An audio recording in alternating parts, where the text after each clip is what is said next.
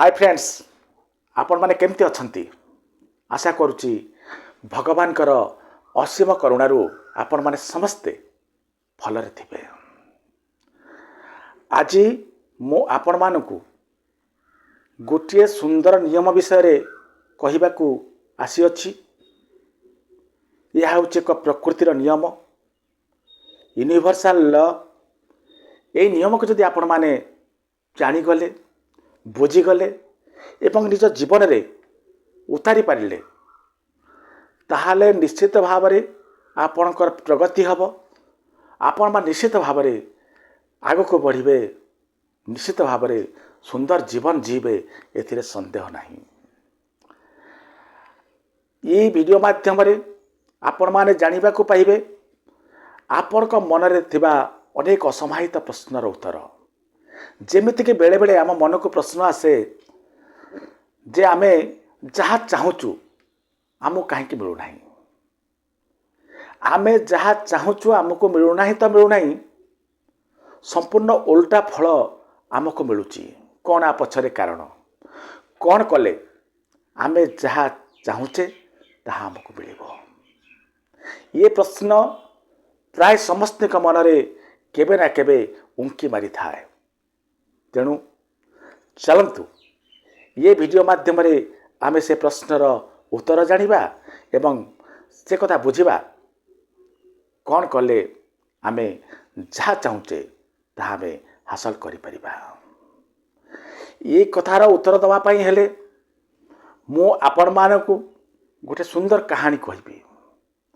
से कहानी को शेष पर्यंत देखला बेलू आपण मान निश्चित भाव में ये प्रश्नर उत्तर पाई सारी। राजेश नामक गोटे पिला थिला। पिलाटी दिनरू राजेश बढ़िया स्कॉलर स्टूडेंट थिला। सबुआड़े समस्त ठारू से स्नेह श्रद्धा भल पाइबा गोटे चलता, कारण तार व्यवहार मार्जित थिला। समस्त को सम्मान दौला, समस्त सहित हसिकी दुई पद कथा होता। एणे शिक्षा क्षेत्र में मध्य से अग्रणी थिला। जोठिकी जाऊला सबुआड़े ताकू प्रशंसार लोक माने पोथी पकाउथिले, कारण एते गुड़ाए भल गुण जड़े पिला पाखरे थिला। से पिला होची राजेश। समस्त ठारू स्नेह श्रद्धा सहानुभूति भल पाइबा साउंटी राजेश दिन को दिन शिक्षा क्षेत्र में उन्नति करि चलला। यूनिवर्सिटी टॉपर है। यापर यूनिवर्सिटी पाठपढ़ा साड़ी सरला परे से फेरला निज गाँ को। जितेबले गाँ को आसिला सेतेबले आरंभ कला जीविकाटीए खोजार प्रयास कर चले गोटे जीविका पाइबा। आज ये ऑफिस गलानी, काली से ऑफिस गलानी, ये इंटरव्यू देलानी, से इंटरव्यू देलानी। मात्र दुख परितापर कथा कौथिरे से सफल हो पारला नहीं। चाकरी खंडे खोजी पाइला नहीं।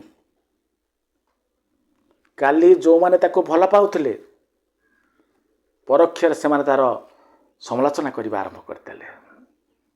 एते बढ़िया पड़ुथला, चाकरी खंडे पाइला नहीं। जुआरे गला देखे शिखे लोक माने कथबार्ता हवाक लगिले। एथिरे व्यस्त विव्रत हो राजेश चाहिला किछि गोटे करी मोर निदुक मानकर मुख को बंद करिया पई, बंद करिबी।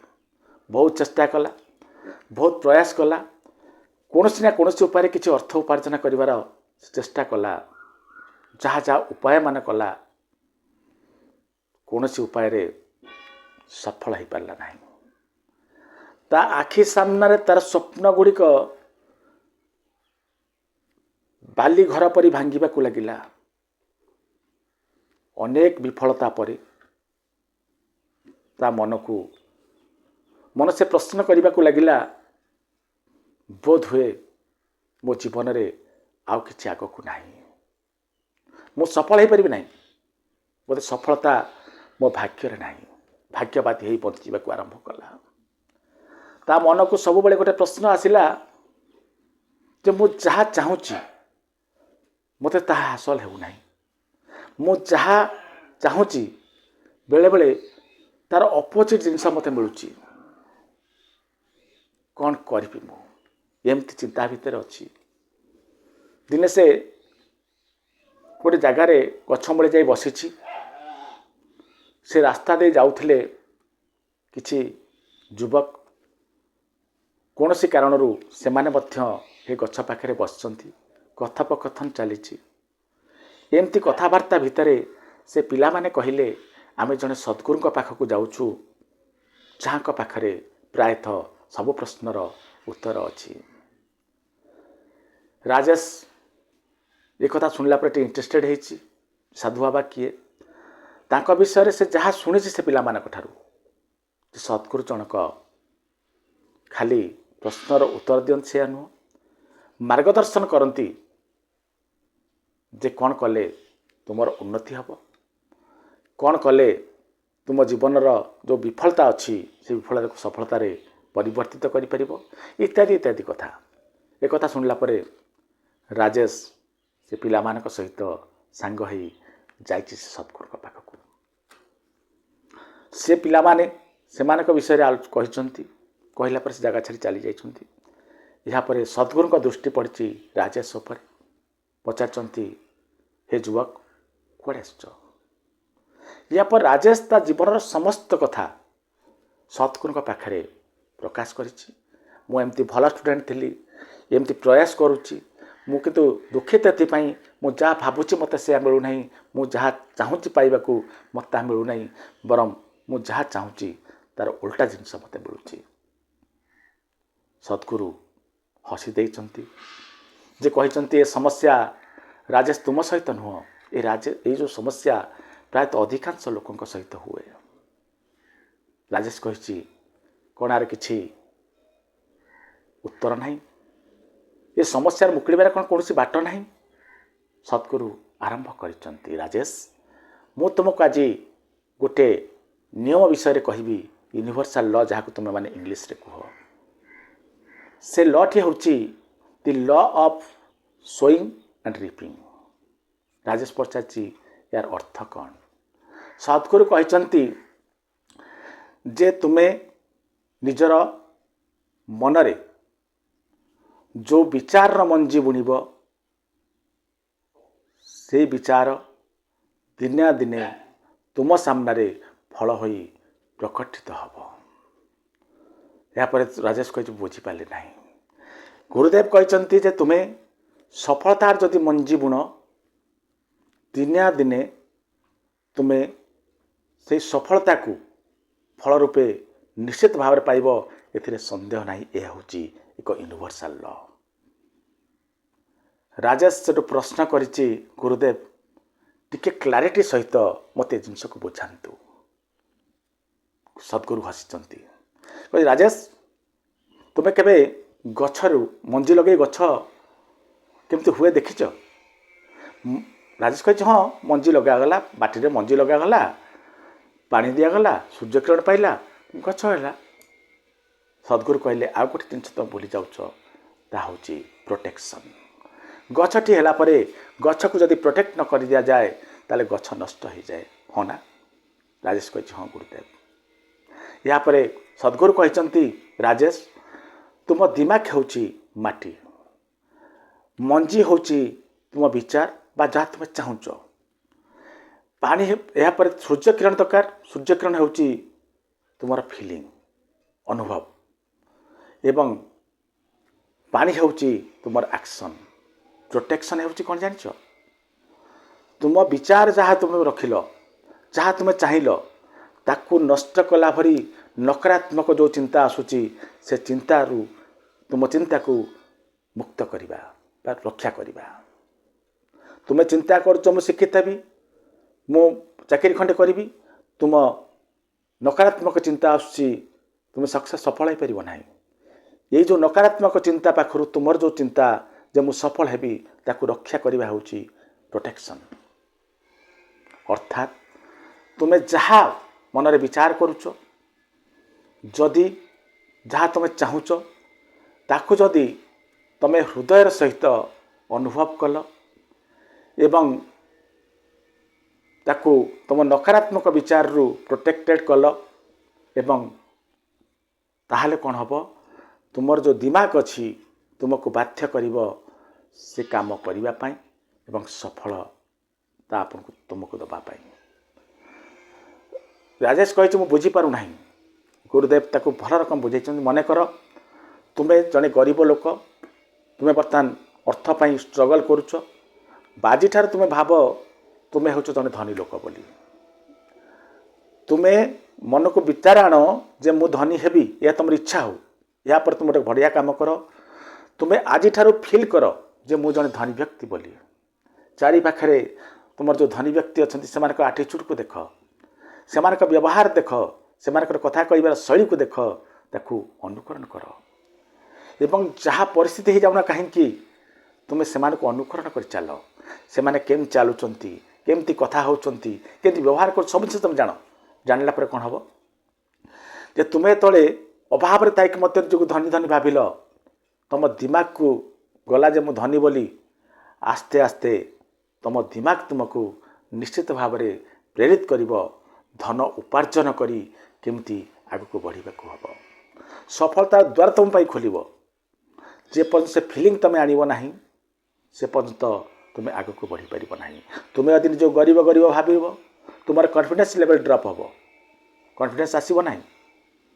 ଧନୀ ତୁମେ ଯେଉଁଠି କଥା କହିବ ହେଇ କଥା କହିବ, ସବୁବେଳେ ଆଜ୍ଞା ନମସ୍କାର କହି ଚାଲିବ, ତାଦ୍ୱାରା ତୁମର ଆଗକୁ ବଢ଼ିବାର ନାହିଁ। ତେଣୁ ଯାହା ଭାବୁଛ ତାକୁ ହୃଦୟର ସହିତ ଭାବ ଏବଂ ତାକୁ ଗୋଟେ କାମ କର, ଯାହା ଭାବୁଛ ଫିଲ୍ କର ଯେ ମୁଁ ସକ୍ସେସ୍ ପାଉଛନ୍ତି, ମୁଁ ଅଲରେଡ଼ି ସକ୍ସେସ୍ ବୋଲି ଭାବ। ସକ୍ସେସ୍ ବୋଲି ଭାବିଲା ପରେ ଆସ୍ତେ ଆସ୍ତେ ତୁମେ ସକ୍ସେସ୍ ଲୋକର କର୍ମମାନ କରିବ ଏବଂ ସକ୍ସେସ୍ ଲୋକର କର୍ମମାନ କରୁ କରୁ ତୁମେ କେତେବେଳେ ସକ୍ସେସ୍ ହେଇଯାଇଥିବ, ସଫଳ ହେଇଯାଇଥିବ ତୁମେ ଜାଣିପାରିବ ନାହିଁ। କଥା ବୁଝିପାରୁଛ ରମେଶ? ଏହାପରେ ରାଜେଶ ପ୍ରଶ୍ନ କରିଛି ଯେ ଗୁରୁଦେବ ମୋତେ ଗୋଟେ କଥା ଖାଲି କୁହନ୍ତୁ, ମୁଁ ଆପଣଙ୍କ କଥା ବୁଝିଗଲି, ମୋତେ ଖାଲି ଗୋଟିଏ କଥା କୁହନ୍ତୁ ଯେ ଆମେ ଭଲ ଚାହୁଁଛେ, ଆମେ ଯାହା ଚାହୁଁଛେ ତା'ର ଅପୋଜିଟ୍ ଜିନିଷ ଆମକୁ କାହିଁ ମିଳୁଛି? ଗୁରୁଦେବ ହସି ଦେଇଛନ୍ତି, କହିଲେ ହଁ ଗୋଟେ ବଢ଼ିଆ କୋଶ୍ଚିନ୍। ତୁମେ ମୋତେ କୁହ, ତୁମେ ନିଜେ ସଫଳ ହେବାକୁ ଚାହୁଁଛ, ସଫଳ ହେବା ପାଇଁ ଭାବିଦେଲ ଯେ ମୁଁ ସଫଳ ହେବି। ସଫଳ ହେବା କଥା ଥରେ ଭାବିଦେଲା ପରେ ତୁମେ ଖାଲି ସଫଳ ଭାବନା ଭିତରେ ରହିଗଲ। ଯେତେବେଳେ ସଫଳତାର ଭାବନା ତୁମ ମନକୁ ଆସୁଛି ସେତେବେଳେ ହଠାତ୍ କରି ତୁମ ମନକୁ ନିଶ୍ଚିତ ଭାବରେ ଆସୁଛି ନା ନାହିଁ, ମୋତେ କୁହ ଯେ ଯଦି ମୁଁ ବିଫଳ ହେଲି ତ, ଯଦି ମୋତେ ସେ ଚାକିରି ନ ମିଳିଲା ତ, ମୁଁ ସଫଳ ଯଦି ନ ହୋଇପାରିଲି ତାହେଲେ କ'ଣ କରିବି, ଇତ୍ୟାଦି ଇତ୍ୟାଦି କଥା ଆସୁଛି। ଏବଂ ତୁମେ ଭିଜୁଆଲାଇଜ୍ କରୁଛ ଯେ ଚାକିରି ନ ମିଳିଲା ପରେ ମୁଁ କ'ଣ କରିବି, ମୁଁ ଏଠିକି ଯିବି ସେଠିକି ଯିବି, ଏଠୁ ଇଏ ମନା କରିବ ସିଏ ମନା କରିବ, ଇତ୍ୟାଦି ନକାରାତ୍ମକ ଜିନିଷ ତୁମ ମନକୁ ଆସୁଛି ନା ଆସୁନି? ରାଜେଶ କହିଛି ହଁ। ସଫଳତା କଥା କେତେ ସମୟ ଭାବିଛ, ମୁଁ ସକ୍ସେସ୍ ହେବି ଏ କଥା କେତେ ସମୟ ଭାବିଛ? ସେ କଥାକୁ ଭୁଲିଗଲ, ବିଫଳତା କଥା ତୁମେ ବାରମ୍ବାର ଭାବି ଚାଲିଲ। ତୁମେ ଜାଣିଛ ରାଜେଶ, ୟୁନିଭର୍ସ ତୁମେ କ'ଣ ଚାହୁଁଛ ତାହା ବୁଝେ ନାହିଁ। ତୁମେ କେଉଁ ବିଷୟରେ ଚିନ୍ତା କରୁଛ, ତୁମ ଦିମାଗରେ କେଉଁ ଭାବନା ଚାଲିଛି, ବେଶୀ ସମୟ କେଉଁ ଜିନିଷ ଭାବିକି ତୁମେ ସମୟ ନଷ୍ଟ ସମୟ ଦେଉଛ, କେଉଁ ଶବ୍ଦ ମାନେ ତୁମେ ମୁହଁରୁ ବାହାର କରୁଛ, ୟୁନିଭର୍ସ ସେ କଥା ବୁଝେ। ତୁମେ ଯେହେତୁ ସବୁବେଳେ ବିଫଳତା କଥା ବାରମ୍ବାର ଭାବି ଚାଲିଛ, ବିଫଳତା କଥା ମନେ ମନେ ଗୁଣଗୁଣଉଛ, ତେଣୁ ତୁମକୁ ୟୁନିଭର୍ସ ବିଫଳତା ହିଁ ଦେଉଛି। ଆଜିଠାରୁ ଗୋଟେ ବଡ଼ କାମ କର, ତୁମେ ସଫଳ ହେବାକୁ ଚାହୁଁଛ ବା ଯାହା ତୁମେ ଚାହୁଁଛ ସେଇ କଥା କେବଳ ଥରେ ମନେ ରଖ। ଯେଉଁ ନକାରାତ୍ମକ ଚିନ୍ତାକୁ, ଯେଉଁ ଅପୋଜିଟ୍ ଜିନିଷ ଯେଉଁ ଆସୁଛି, ଯେଉଁ ନହେଲା ତ କ'ଣ ହେବ, ନ ପାଇଲେ କ'ଣ କରିବି, ଇତ୍ୟାଦି ଇତ୍ୟାଦି ଚିନ୍ତାକୁ ମନରୁ ଦୂରାଅ, ଏ ଜିନିଷ ପୁରା ଭୁଲିଯାଅ ଏବଂ ଯଦି ଏହା କଲ ତୁମେ ସଫଳ ହେବ। ରାଜେଶ କହିଛି ଗୁରୁଦେବ ଏହା କ'ଣ ସମ୍ଭବ? ସକ୍ସେସ୍ କଥା ଭାବିଲା ବେଳକୁ ନିଶ୍ଚିତ ଭାବେ ବିଫଳତା କଥା ମନକୁ ଆସିବ। ଧନ କଥା ଚିନ୍ତା କଲାବେଳକୁ ନିଶ୍ଚିତ ଭାବେ ଗରିବୀ କଥା ମନକୁ ଆସିବ। ଯେତେବେଳେ ଉପରକୁ ଉଠିବାର କଥା ଜଣେ ଭାବିବ ସେତେବେଳେ ତଳକୁ ଆସିବା କଥା ନିଶ୍ଚିତ ଭାବିବ। ଗୁରୁଦେବ କହିଛନ୍ତି ଏହା ହେଉଛି ସତ କଥା, ସମସ୍ତଙ୍କ ମନରେ ଏସବୁ ଜିନିଷ ଆସେ, ଇଏ ହେଉଛି ସ୍ୱାଭାବିକ କଥା। କିନ୍ତୁ ତୁମର କାମ ହେଲା ନକାରାତ୍ମକ ବିଚାରକୁ, ନକାରାତ୍ମକ ଯେଉଁ ଭାବନା ଆସୁଛି, ତୁମେ ଯାହା ଚାହୁଁଛ ତା ବିରୋଧାତ୍ମକ ଭାବ ଯେଉଁ ଆସୁଛି ମନରେ ତାକୁ ଦୂରେଇବା। ରାଜେଶ ପଚାରିଛି କେମିତି?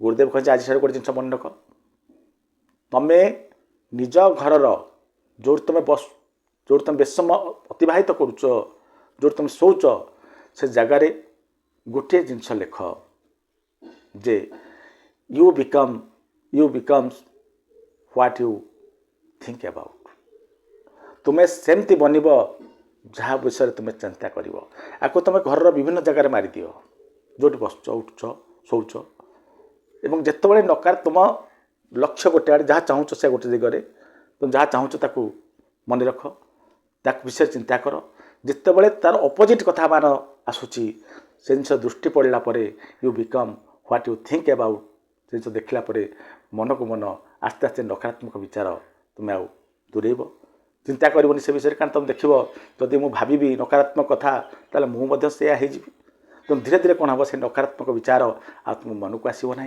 तुम्हें सब सकारात्मक विचार भितर रही भिजुआलाइज कर जहाँ चाहूच ता पाइबा जब तुम एमती बारंबार कल निश्चित भाव में आगक बढ़ एवं राजेश मु भावुची जदि एक कथा तुम्हें मन रख निश्चित भाव में आगक बढ़ शेष में तुमको ये कहबी जे तुम स्वप्न जहाँ चाहूच ताकू गोटे कागज लेख प्रत्येक दिन 3-4 थर जिते थर तुम पारुच तुम लक्ष्य को पढ़ एवं लक्ष्य जमी हासिल हो जाए भावी चल जमी कि मत जहाँ चाहूँ मिल जापरी व्यवहार मान निज भर को आण विजुआलाइज कर जमी मत सब मिल जाए देख राजेश निश्चित भाव में तुम समय परिवर्तित हम तुम निश्चित भाव में सफल हम यापर राजेश गुरु सद्गुरु को प्रणाम कर बाहरी जाइए गुरुदेव कह शुण वर्षे भितर आसी पुणी थर देखा कर यापर सद्गुण पाहर आसला राजेशर जीवन में एक वैप्लविक परिवर्तन देखा देछि गुरुदेव जहाँ जहाँ कहते सकारात्मक विचार मन को आण जहाँ चिंता कर भावुच हाँपाई बनवाई ता चिंता कर बारंबार ताकू देख भिजुआलाइज कर से अनुसार जो तुम से स्टेज था धर तुम धनी था कौन कौन कर से कर्म मान एवं कर आगू बढ़ एक को मानी जो वर्षे पर आसूँ राजेश पूरा जीवन परिवर्तित हो जाए राजेश सफल हो तेणु जदि आमे माने समस्ते यही नियम को आम जीवन लगेगा निश्चित भाव में सफलता आम पाखर दूरे जापर ना आमे सफल हवा आगू को बढ़ा एवं आखपाखे समस्त को आम प्रेरणा दे परिबा केमती आगू को बढ़ा हुए आशा करुँच ये भिडियो निश्चित भाव में आप जीवन में एक परिवर्तन आनिब से परिवर्तन अपेक्षा रही नमस्कार।